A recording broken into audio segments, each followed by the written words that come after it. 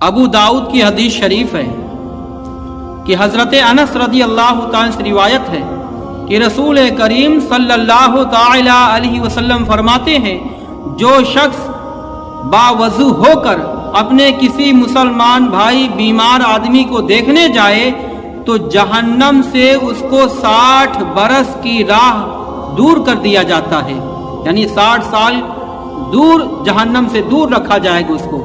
Tirmidhi की हदीस शरीफ है, हज़रत अबू हुरैरा फरमाते हैं, कोई मुसलमान अपने मुसलमान बीमार भाई को देखने के लिए इयादत के लिए जाता है तो आसमान की तरफ से आवाज़ आती है कि ऐ शख्स, तू अच्छा है, तेरा चलना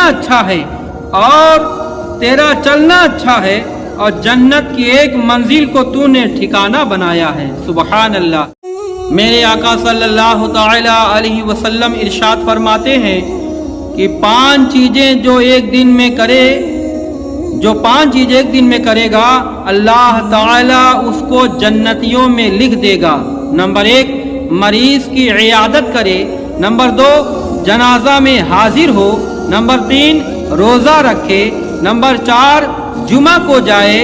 और नंबर 5, गुलाम आजाद करे। सुबहान अल्लाह।